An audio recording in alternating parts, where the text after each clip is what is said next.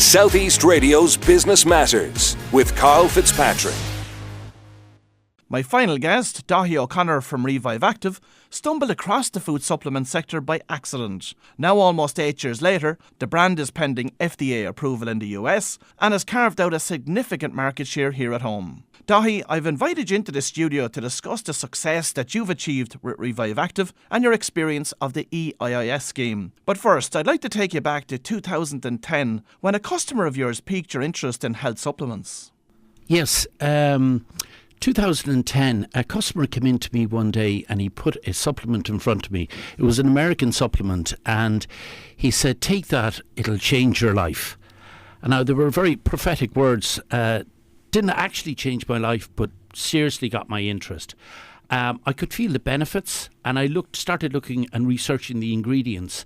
And there were things like L-arginine and citrulline in this particular product which help with blood flow. And I certainly felt more energy. I felt better clarity of thought. And I started looking into the everything about supplements, and I found an array of items, like things like coenzyme Q10 had been awarded a Nobel Prize in 1978, a Nobel Prize for chemistry by a man called Peter Mitchell. And the World Health Organization and the Cardiology Society in America has said that everybody over 40 should be taking coenzyme Q10. I'd never heard of it before. I started looking and talking to doctors, to consultants, to nutritionists, and it became very clear to me that there was a gap in the market in Ireland for super supplements. And when I say super supplements, I'm talking about supplements, a powdered supplement that had an array of ingredients that were giving multiple benefits to the consumer. So, what is Revive Active? And in a saturated vitamin supplement market, how did this start-up business carve out its own niche? Well, once we were confident that we had a gap in the market, we started to finalise our own product. And we set out, the parameters were to make the best possible supplement. So we wanted to make a super supplement with multiple benefits. We consulted two PhDs, one in molecular medicine, one in sports nutrition. And I remember, you talk about 2010. I remember December 2010, Christmas Eve, in the snow, driving down to Ennis to meet Willie Wickstead, who was a contract manufacturer of ABC Nutrition in Shannon, meeting me halfway in Ennis and giving me samples, which I gave out to friends and families. And the feedback was excellent. And so we decided to go to market. Revive Active was born, but I had to decide to put every ounce of energy that I had into this. So, we had funded ourselves through friends and family, and that got the product out there. But, the realities of business hit home very fast. We couldn't give credit. We didn't have the funds to give credit. So we had to go to pharmacies and health food stores with a brand new product in 2011 and ask them to buy it up front. And what type of a reaction were you met with? In some cases, disbelief. But, we were at that particular time, we were talking about negative news, newspapers, radio, TV. However, a lot of people, a lot of retailers saw it as something fresh, something new, green shoots. It was different. And when they took the box and looked at the ingredients, they were saying to themselves, we have nothing like this. We don't have a product like this in the store. We'll take that product on. We'll pay you. We're delighted it's an Irish company. And then when they sold the product and the customers returned to buy again and told them about the benefits they were getting, their confidence started to grow. And we started to grow in Galway City and County. And that's where we started. And it was kind of, every retailer was a prisoner, and as we grew, it was kind of, we had our foot on the accelerator and our foot on the brake, because funds were a huge issue. I know that the Employment and Investment Incentive Scheme, EIIS as it's commonly known, proved to be very valuable to Revive Active. But before we look at your personal experience with the scheme, remind us what EIIS is all about. Well, the Employment and Investment Scheme is for investors. It's a tax break for investors, and there are no other tax breaks left. So this is one where you put in 100,000, you'd get an immediate 30,000 back, and then in your tax. And then if the company kept the criteria that were laid down by the EIIS, they would get an extra 10. So basically, their risk was 60,000, and we as a company, the EIIS we did, the first one was over 3 years. So after 3 years, they would get their 100,000 back plus a premium on top of that. So if everything worked out for the investor, it was an excellent scheme. There is risk with it, but they were minimising the risk because they were getting so much back in tax. And tell our listeners what happened when you initially tried to raise funds for Revive Active through EIIS. Well, first of all, you've got to take the scenario at the time that all the banks were closed. And, you could only go so far with friends and family. So we were looking EIIS. And for me, I would have seen through the business post that we'll go to the different funds. And they didn't really want to know us. We were too small. But, if we can't go through the door, we'll go around. So we went to our investors. We went to try and get investors ourselves and do our own scheme. We knew we could do the scheme ourselves, and we were advised that we could set up the scheme.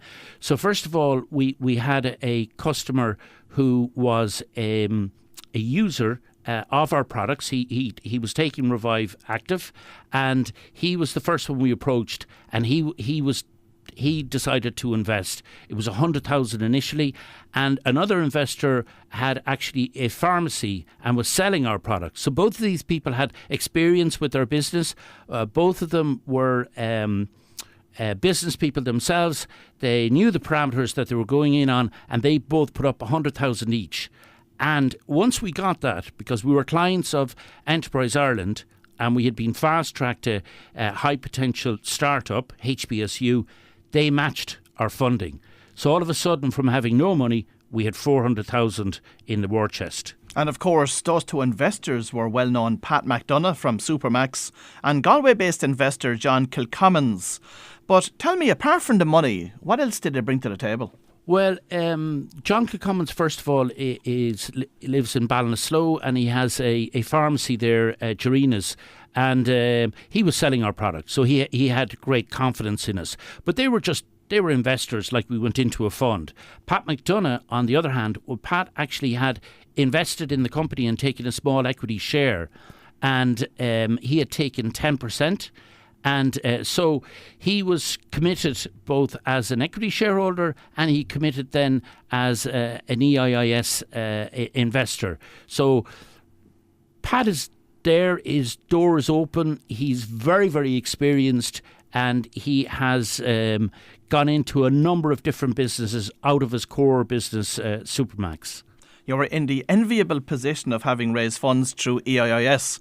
But if you were to impart any advice about using this funding mechanism today, what would it be? Well, it's quite difficult now with revenue. So you have to look at the criteria. What it does for a business is that you don't have immediate repayments. Your repayments are going to be in 4 years' time. If you're turned down by the funds, you can raise the money yourself. You can go to private investors. We found it an excellent way because it wasn't a drain on our funds, and we could look to the future. So even this year, we will be looking to do a large EIIS scheme at the end of 2018.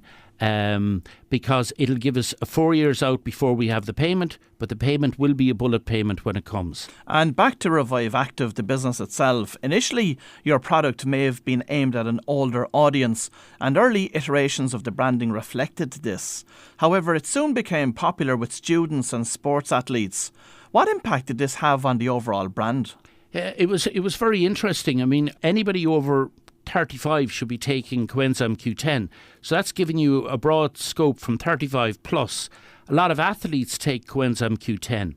Then you have L-arginine and citrulline, which is it creates nitric oxide. So it's good for your cardiovascular system and your blood circulation. So even if you're older, that's a very necessary benefit for you to have. But if you're even a sports person like a rugby player or a runner, they will find huge benefit from it. So we're looking at personalisation of supplementation. And what I mean by that, Karl, is that we have R&D at the moment to do a kids product from 5 to 12, then go from 12 to 18, then have a product from 18 to 35, and then you have your Revive Active, which is 35 plus. So we'll be able to cater specifically for every single age group. Now, you have over 1,000 stockists to date for Revive Active. They include both pharmacies and health food stores, of course. But how easy was it for you to build that network over the last number of years? At the beginning, it was very difficult. As I said, every retailer was a prisoner, and people, when they don't know your brand, buyers can be dismissive. One break we had, we were stocked in Lloyd's Pharmacy in Claremorris and Roxborough, and Goretti Brady was MD of Lloyd's. She went into Roxborough one day, looked at the books, and they were up 900% on their VMS, vitamin mineral supplement. She says, how come you're up 900%? And they said, it's down to Revive Active. And she said, well, I want that in every store. So overnight, we had 110 pharmacies through the Lloyd's Group, and that was 77 in Dublin. And I've spoken to Sam McCauley, and I know he's local here, and he is a huge supporter of Irish products. So we're in the chain all down the southeast and in Dublin as well. And once it began like that, then the bigger firms like McCabe's and Hickey's were wondering, were they missing something? So they came to us.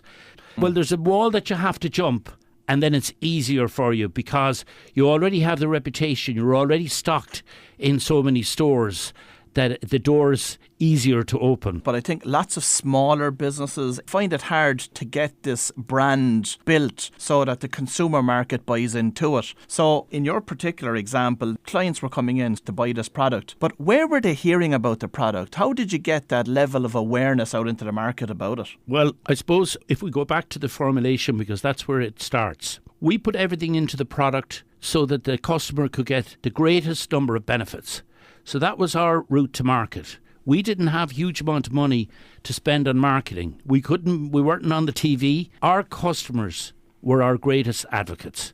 So word of mouth, while it might have been slow at the beginning, word of mouth began to spread. We've loads of stories. I had a client call me one day, and I didn't really know what he was looking for.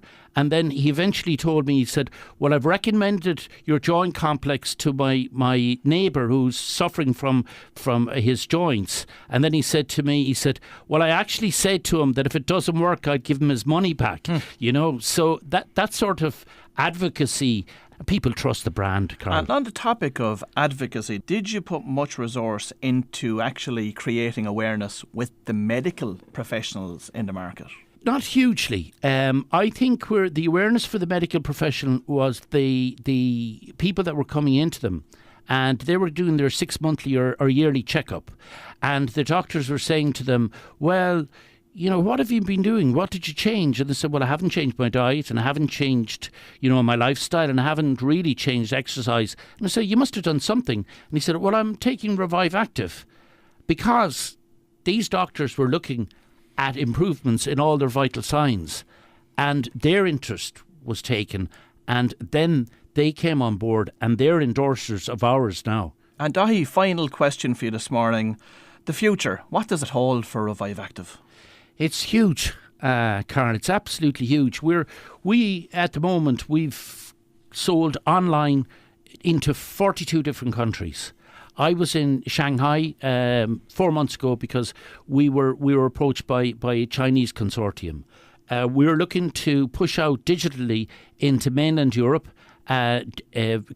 initially with the German-speaking countries, Germany, Austria and Switzerland, and we've applied for FDA approval in the States. America has a population of 300 million, and their VMS, vitamin, mineral and supplement market, is worth 25 billion. And there is no reason why Revive Active can't be part of that. And we expect to be in America before the end of the year. And we would expect to grow exponentially over the next number of years and bring out many, many new products. Southeast Radio's Business Matters with Karl Fitzpatrick.